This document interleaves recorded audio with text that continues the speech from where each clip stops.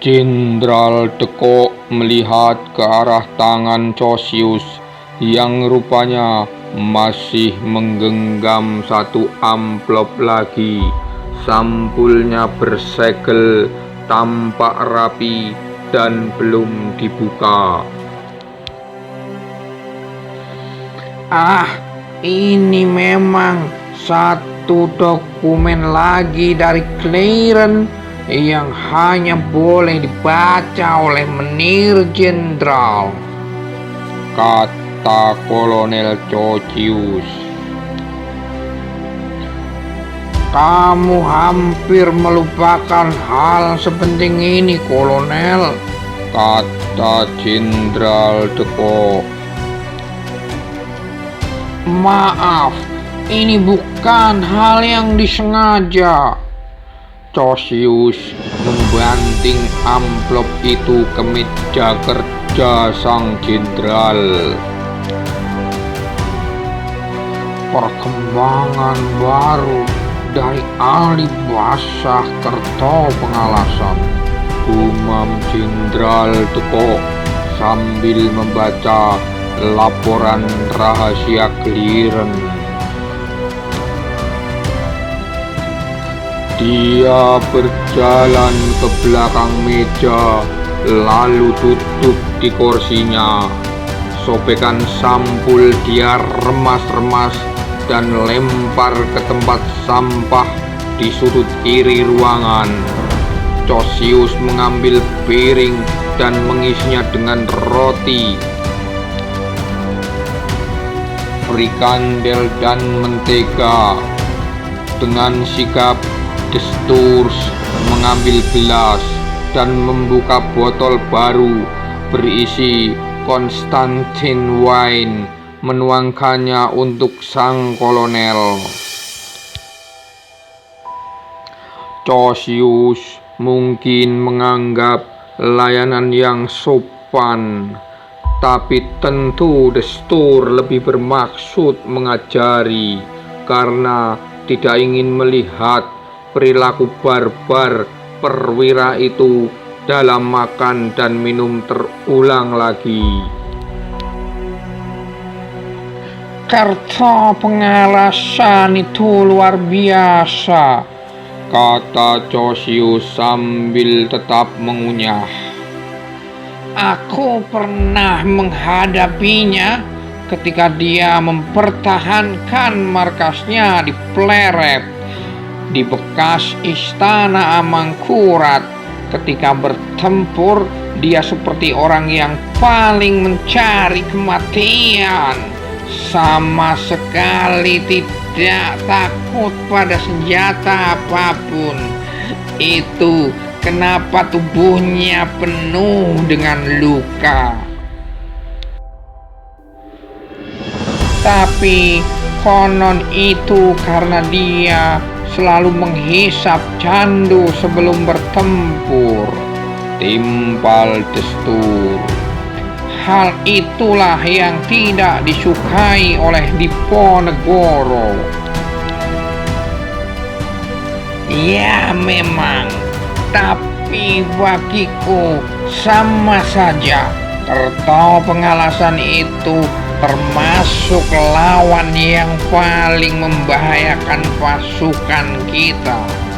Kalau dia mengamuk dari atas kuda dengan tombaknya bersama beberapa anak buahnya saja, formasi brigade infanteriku bisa porak-poranda.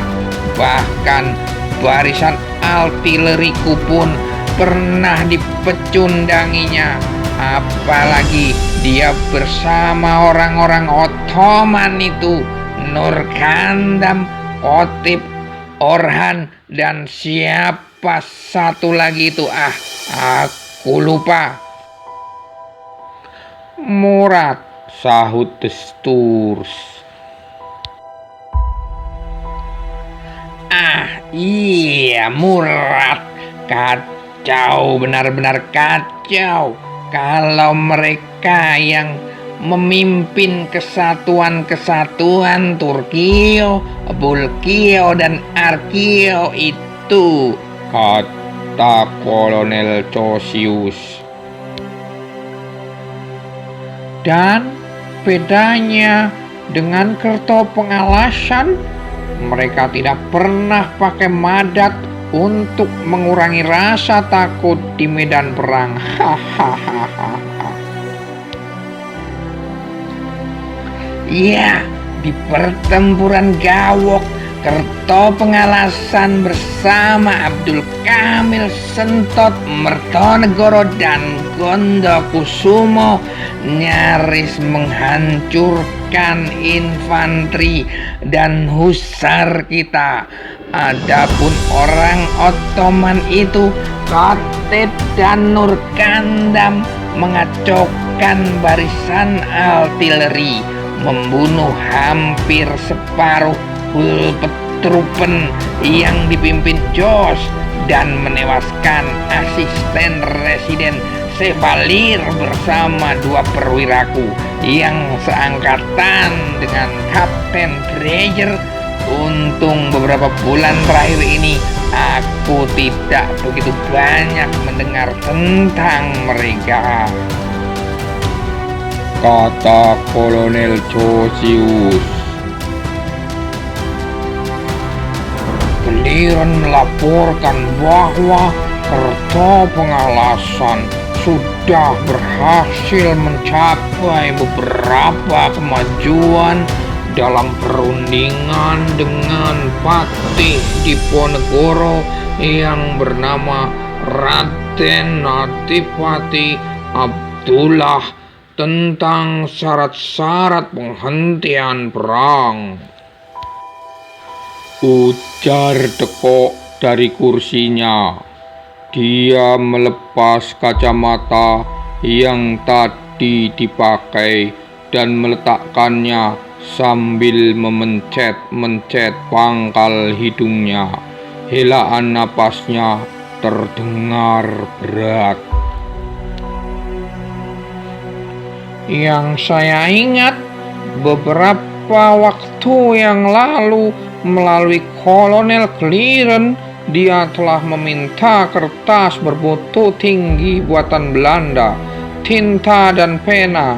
Dia juga minta agar kita mengirim roti tawar, gula pasir, dan teh untuk menunjukkan maksud baik pada Patih Abdullah itu yang katanya berada di Kecawang bersama beberapa anak dan adik kandung di Ponegoro, sambung Desturs.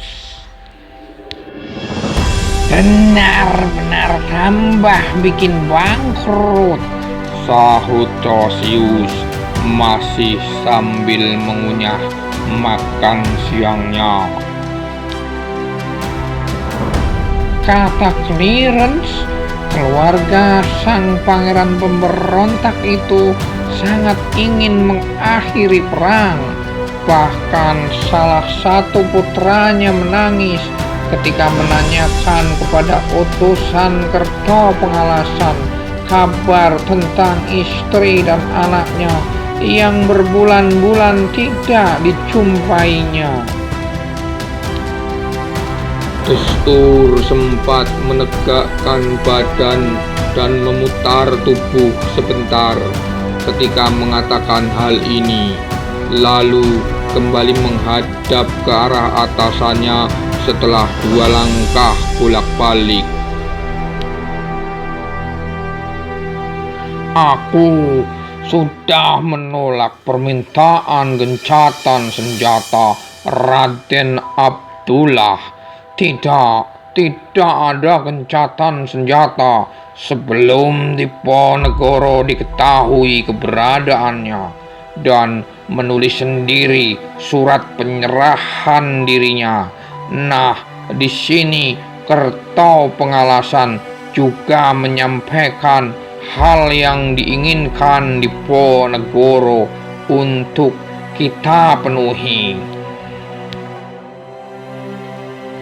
Aku belum yakin bahwa dia mendengarnya langsung dari Diponegoro, tapi isinya persis seperti yang dapat kita tebak dari watak keras kepala dan kefanatikannya pada ajaran agama, kata Jenderal Deko kemudian.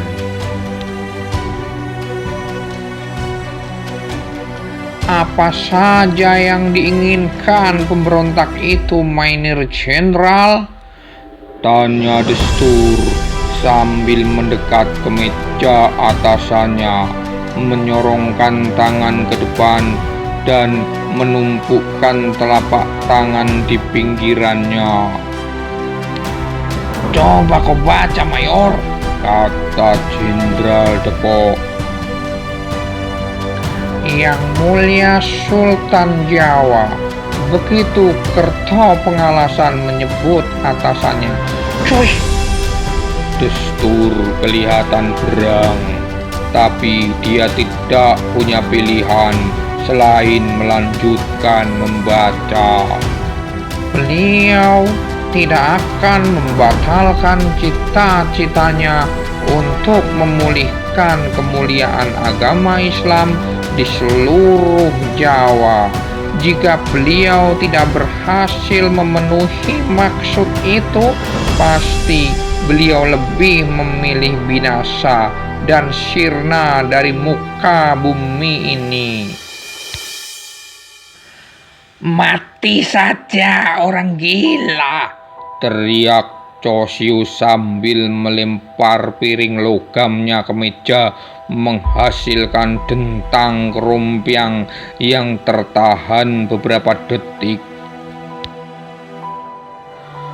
Destur kemudian melanjutkan membaca. Orang-orang Belanda oleh beliau akan diberi 5 pilihan. Pertama, jika mereka tetap ingin tinggal di Jawa dan menjadi serdadu sewaan orang Jawa, maka mereka akan diizinkan menyandang pangkat dan mendapatkan gaji. Namun mereka harus berjanji untuk menjadi pedang Allah, yakni selalu membantu Yang Mulia Sultan untuk memerangi orang-orang kafir dan kafir murtad yang berbuat zalim.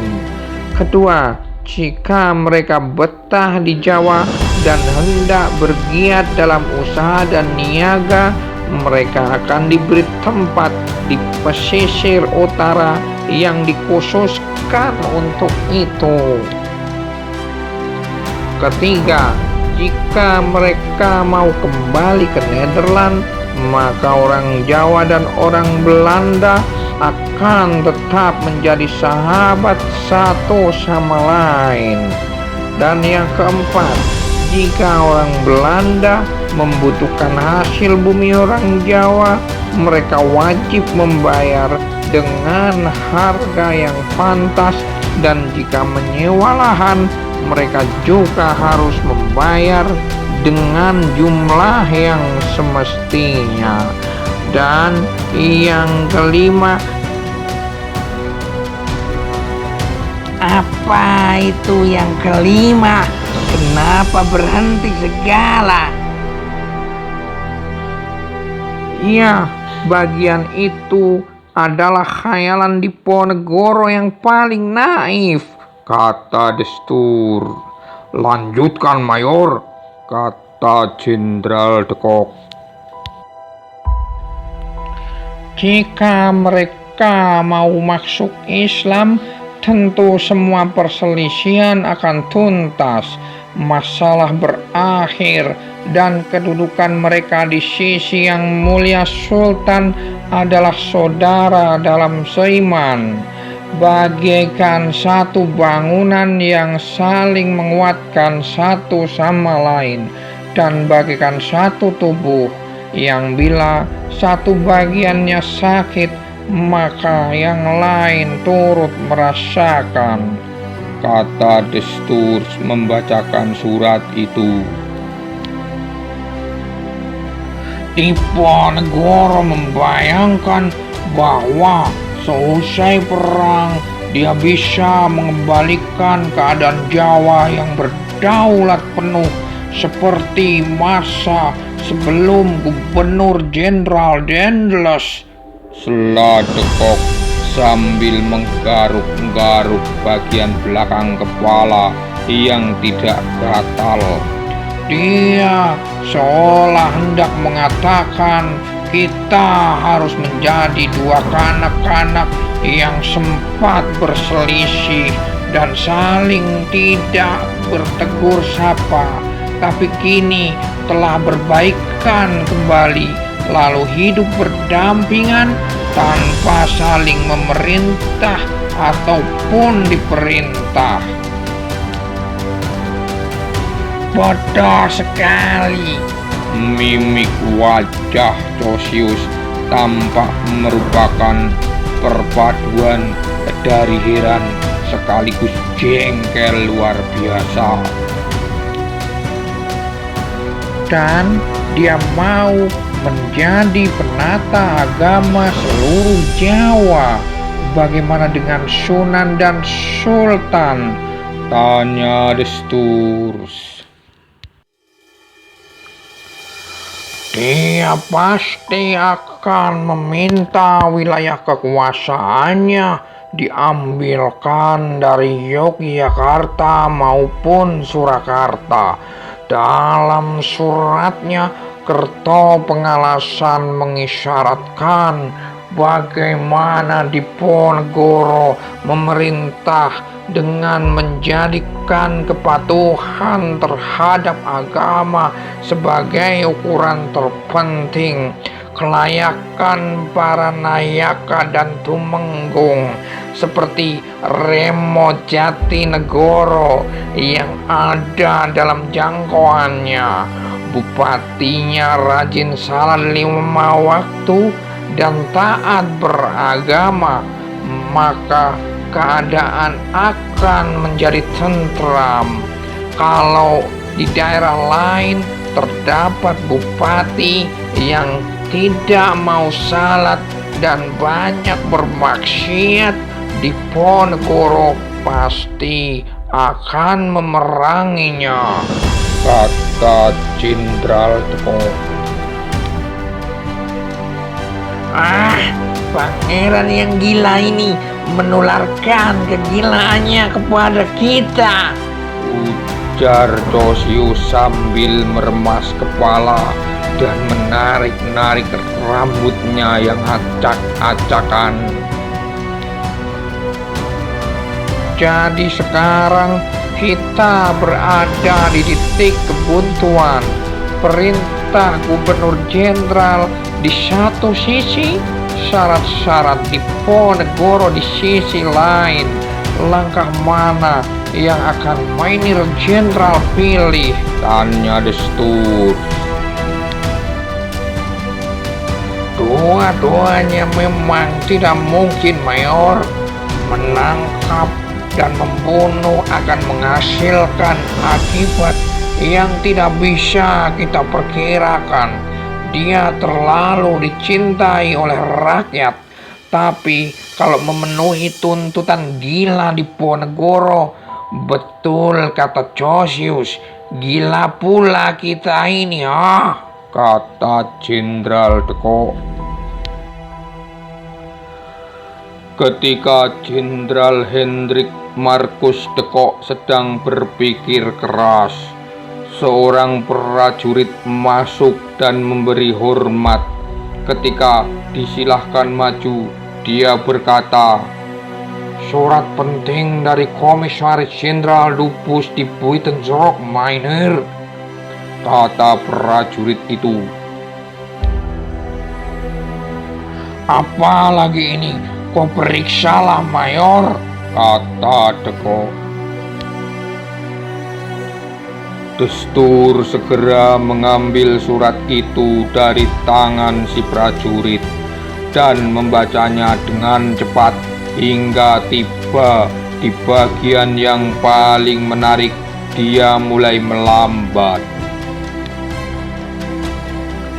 Kata Dubus, dia akan tetap mendukung seluruh rencana operasi Jenderal de Kock bersama Kolonel Clarence yang sangat dia percaya jauh lebih mengetahui keadaan di lapangan daripada Van den Bosch yang baru datang. Anggaran tambahan berapapun akan diajukan jenderal akan disetujui. Tapi agar seluruh rencana ini terwujud, dimohon agar dibantu menggulirkan mosi tidak percaya kepada Van den Bosch dalam sidang Raad van Indi pekan depan. Dasar tidak tahu malu, semprot Chosius. dulu dia yang menghalang-halangi habis-habisan berbagai rencana strategi kita, termasuk stelsel benteng, dan sampai kini pun menghambat anggaran yang diperlukan. Dia mengira ini di desa-desa Perancis hingga perang bisa diselesaikan dengan pertempuran di medan terbuka dan mobilisasi umumnya. Wah, kini dia mau menjilat kita demi mempertahankan jabatannya.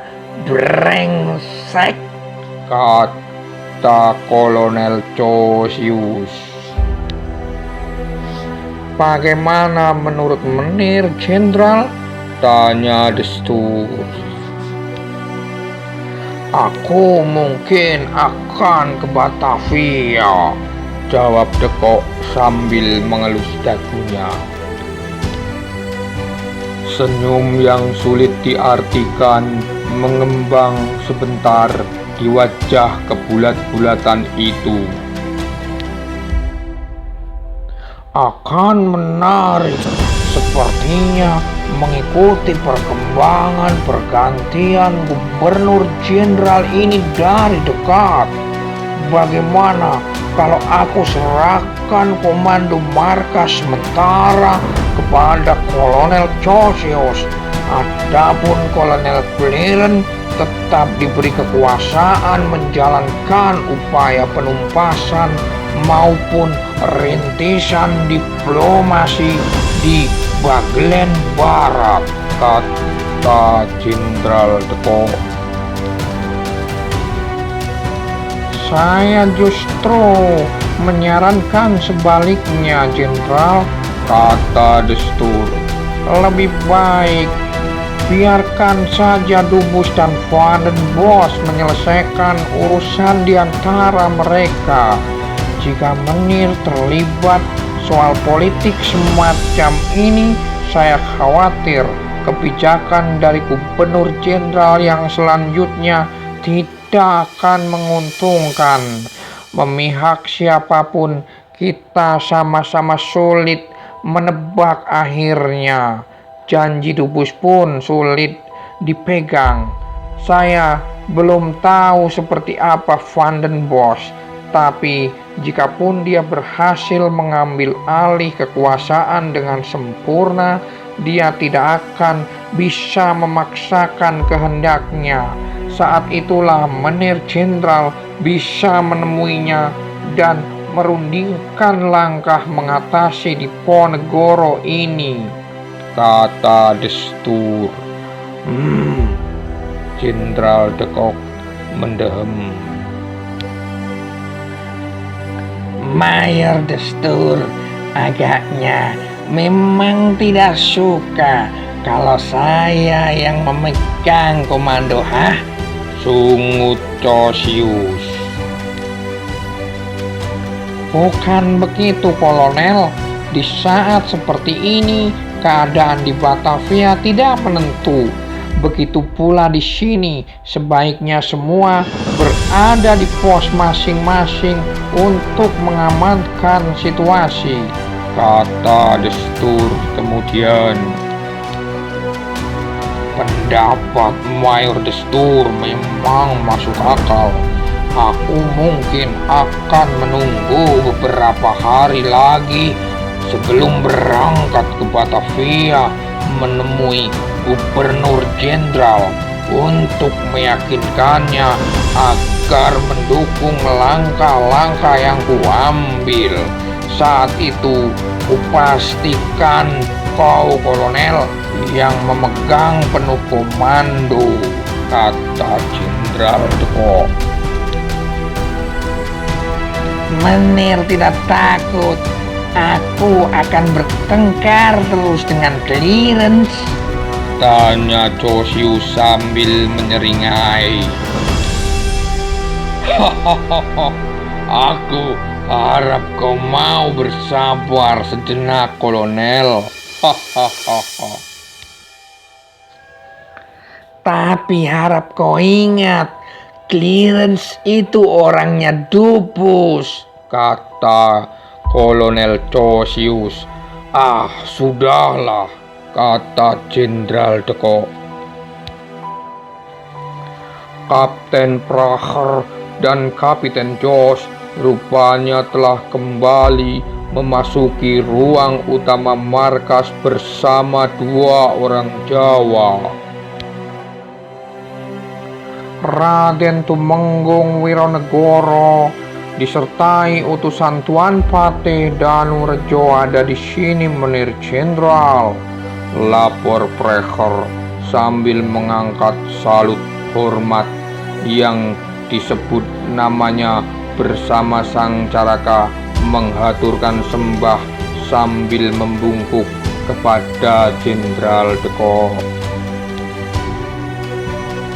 Aku berharap Danurejo tidak menyuruh kalian menghadap kepadaku untuk urusan yang remeh-remeh seperti yang sudah jadi kebiasaannya selama ini, Tuan Wironegoro, kata Jenderal Deko. Tidak, Menir Jenderal, ini sungguh hal yang amat penting menyangkut putri Tuan Patih, ujar Wironegoro sambil menunduk takut-takut. hanya tentang anak si Danurejo, dan kau sebut ini urusan penting di depan Panglima tertinggi militer seluruh Hindia Belanda? Sergah destur geram.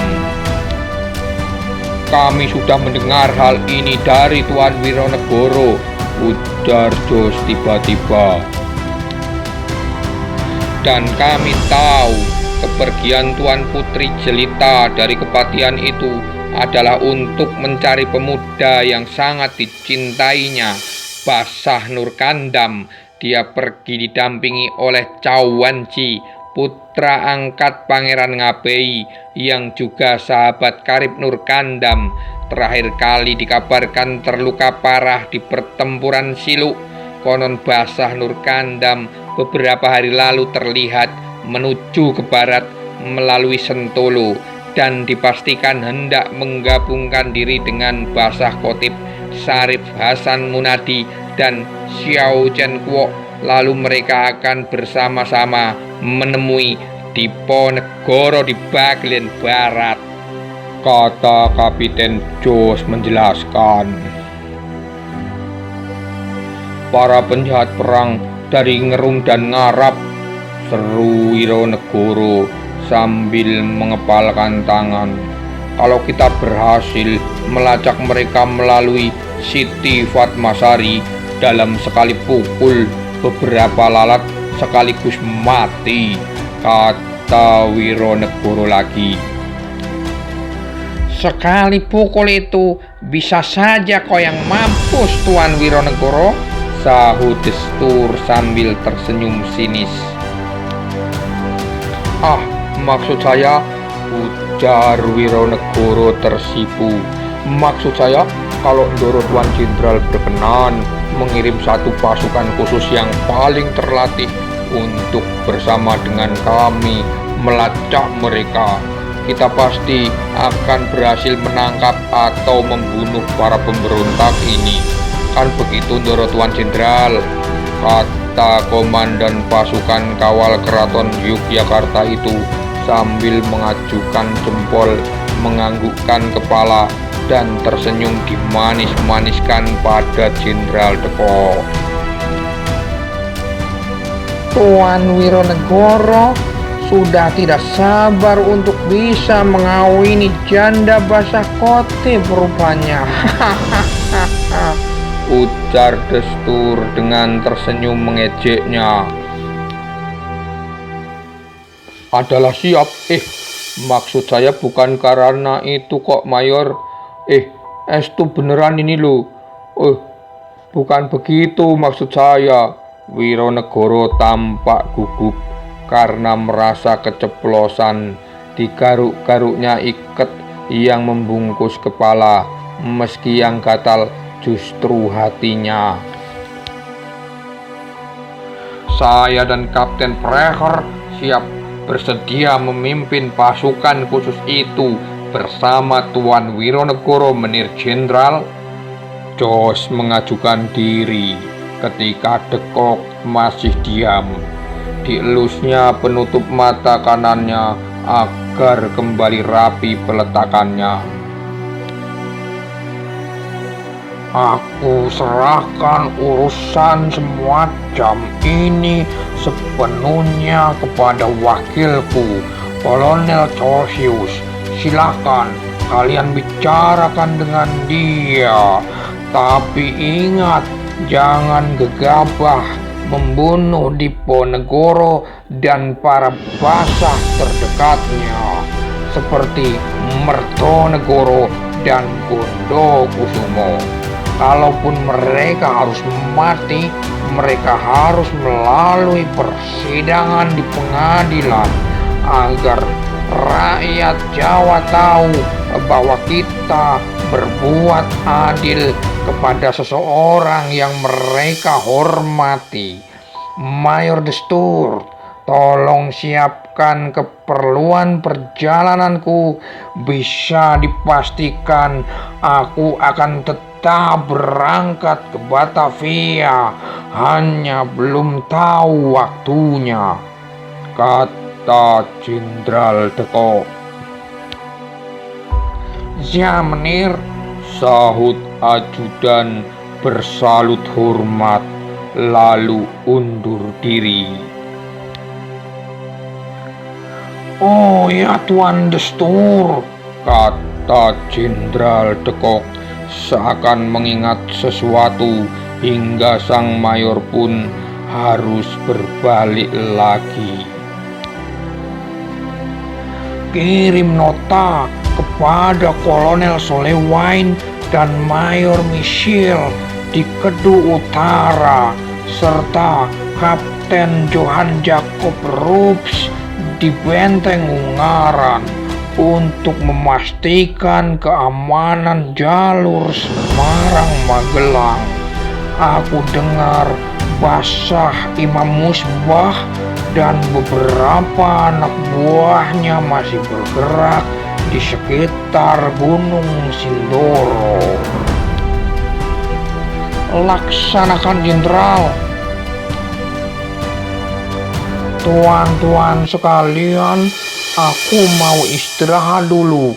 Silahkan, kalau kalian mau membahas rencana tadi, akan aku tunggu perkembangannya dan kabar baiknya dari laporan Kolonel Chosius. Siap, Menir. Ujar semua yang hadir hampir serempak, kecuali Chosius yang rupanya masih mengawasi langkah-langkah Mayor Destur keluar dari gedung.